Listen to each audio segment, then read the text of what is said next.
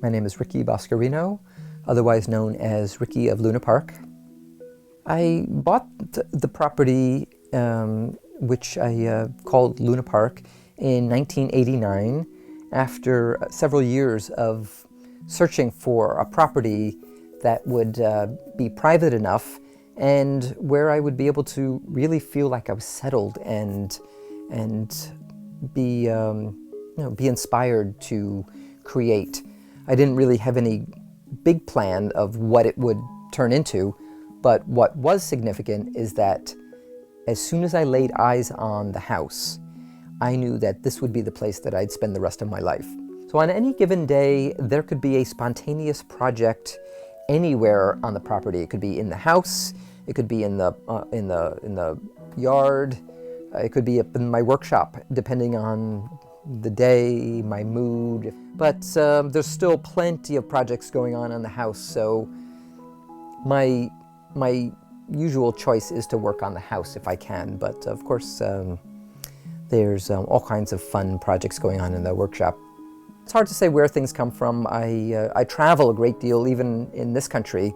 I'm always on the lookout for something interesting, either to use it as it is or to incorporate it into a piece, maybe even recycle it and rework it. You know, it's a very funny thing. It's a very subtle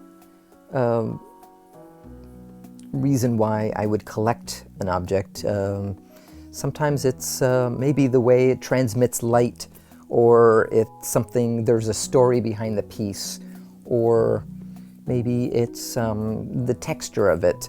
A lot of the pieces end up in display cases as more like museum pieces, but many times a piece will get transformed into maybe a lamp or a wall piece, something like a larger sculpture.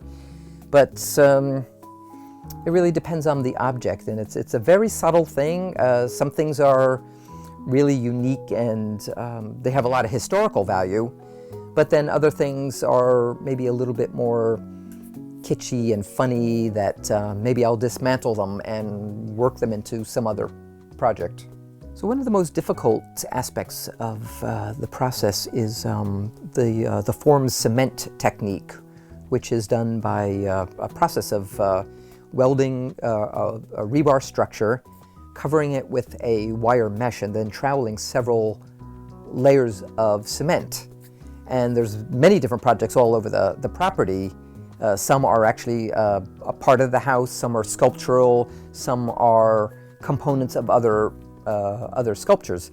And I've made tables and chairs and things out of the same process. So it's really useful. It's a great technique, and I use it all over the property. I would say that the most challenging time was early on, when the project was sort of just beginning. I think that was actually the hardest time, even though now with this huge epic construction project going on, this new wing, which I refer to as the Museum of the New Alchemy.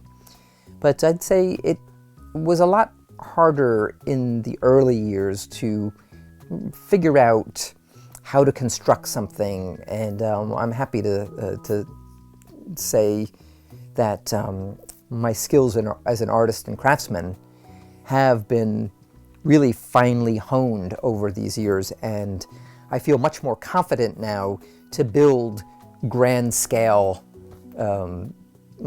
even sections of this house. In the early years of the project, I did all of this myself. That's what the project was about. It was about, me mixing the cement and me doing the tiling.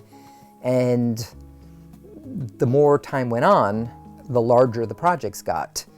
And it was less important for me to do everything myself. And fortunately, I was also in a position where I could actually hire studio assistants to help with various aspects of the project.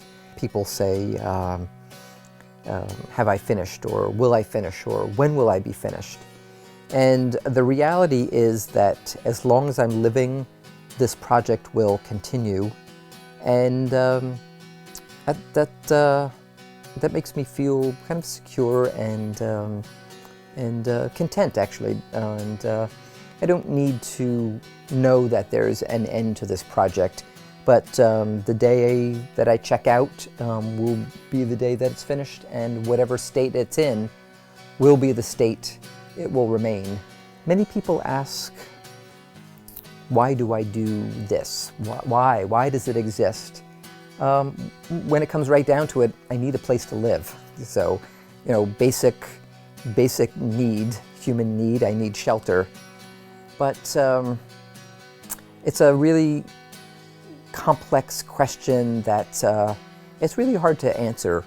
Why? And what's this obsession with this house and this property, and why do I keep building and adding to it? And it's just it's an awful lot of fun. So, I mean, when it comes right down to it, I really love it. It's my entertainment, it's my folly, it's the way I bring people into my life and the project. And I'm glad to say that it's attracted a lot of attention over the years. And it's really fun. It's great to share it. It's great to invite school groups, art groups to come here and to be inspired. And it's a great compliment when anyone comes here and is inspired enough to somehow alter their own life or alter their own environment. And to me, that's a great compliment. If I can provide inspiration for someone, then I say mission accomplished.